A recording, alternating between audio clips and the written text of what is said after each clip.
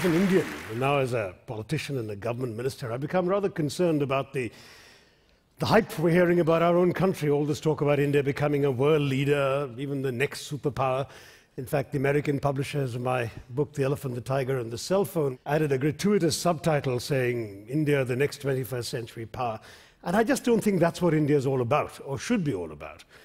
Indeed, what worries me is, the entire notion of world leadership seems to me terribly archaic. It's redolent of James Bond movies and Kipling ballads. After all, what constitutes a world leader? If it's population, we're on course to top the charts. We will overtake China by 2034. Is it military strength? Well, we have the world's fourth largest army. Is it nuclear capacity? We know we have that. The Americans have even recognized it in an agreement. Is it the economy? Well, we have now the fifth largest economy in the world in purchasing power parity terms, and we continue to grow. When the rest of the world took a beating last year, we grew at 6.7%.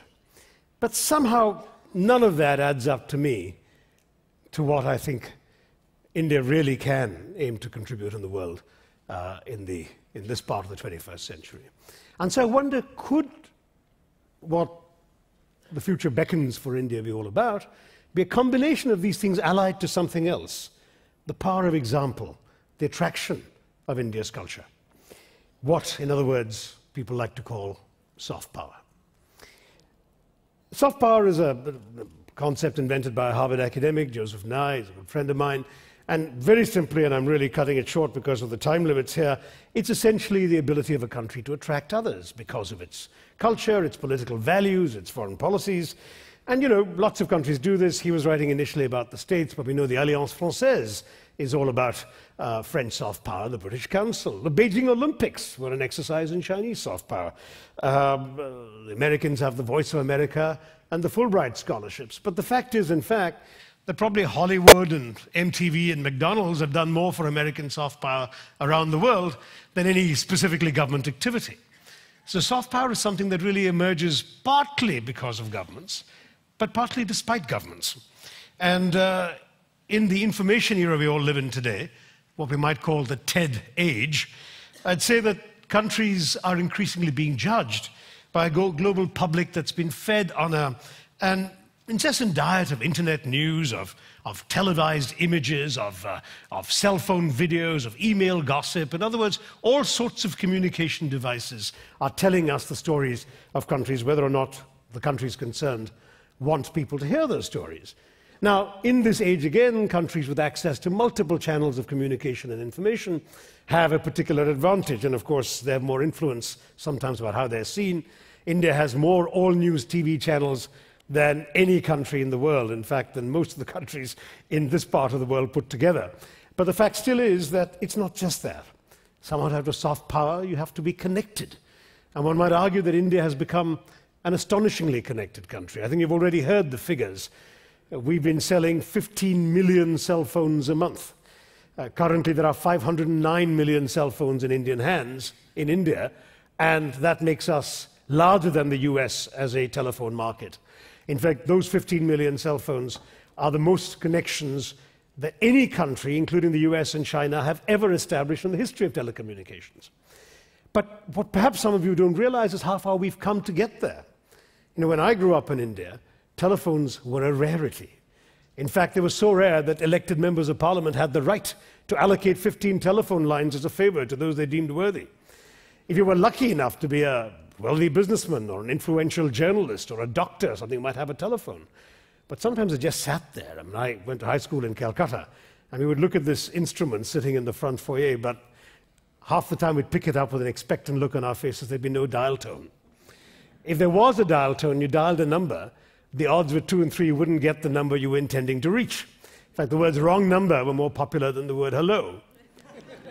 If you then wanted to connect to another city, let's say from Calcutta you wanted to call Delhi, you'd have to book something called a trunk call and then sit by the phone all day waiting for it to come through. Or you could pay 8 times the going rate for something called a lightning call.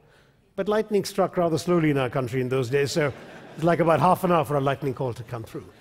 In fact, so woeful was our telephone service that a member of parliament stood up in 1984 and complained about this, and the then communications minister replied in a lordly manner that in a developing country, communications are a luxury, not a right, that the government had no obligation to provide better service, and if the honourable member wasn't satisfied with his telephone, could he please return it, since there was an 8-year-long waiting list for telephones in India. Now fast forward to today, and this is what you see, the 15 million cell phones a month. But what's most striking is who's carrying those cell phones. You know, if you visit friends in the suburbs of Delhi on the side streets, you will find a fellow with a cart that looks like it was designed in the 16th century, wielding a coal-fired steam iron that might have been invented in the 18th century. He's called an istriwala.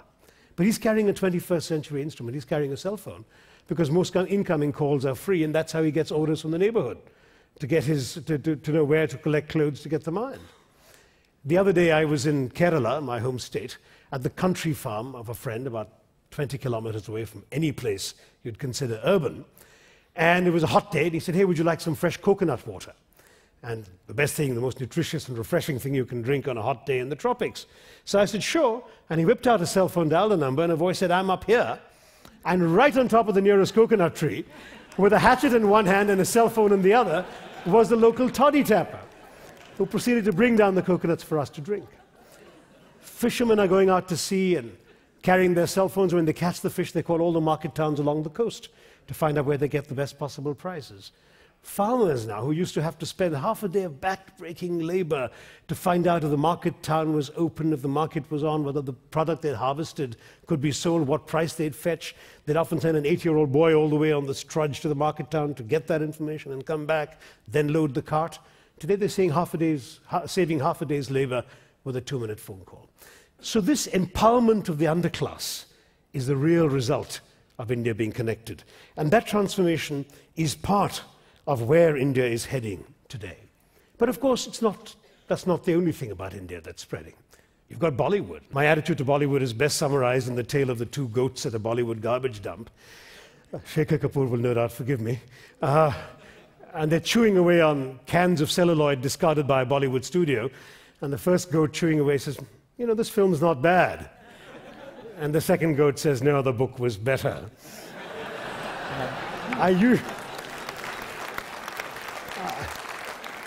I usually tend to think, Shekhar, that the book is usually better. But having said that, the fact is that Bollywood is now taking a certain aspect of Indianness and Indian culture around the globe, not just to the Indian diaspora in the US or the UK, but to the screens of Arabs and Africans, of Senegalese and Syrians. I've met a young man in New York whose illiterate mother, in a village in Senegal, takes a bus once a month to the capital city of Dakar just to watch a Bollywood movie. She can't understand the dialogue. She's illiterate, so she can't read the French subtitles. But these movies are made to be understood despite such handicaps. And she has a great time in the song and the dance and the action. She goes away with stars in her eyes about India as a result.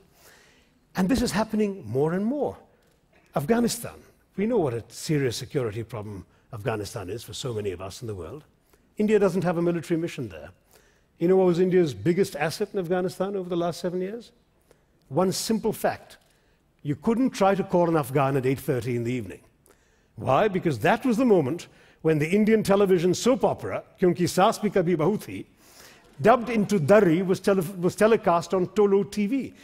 And it was the most popular television show in Afghanistan.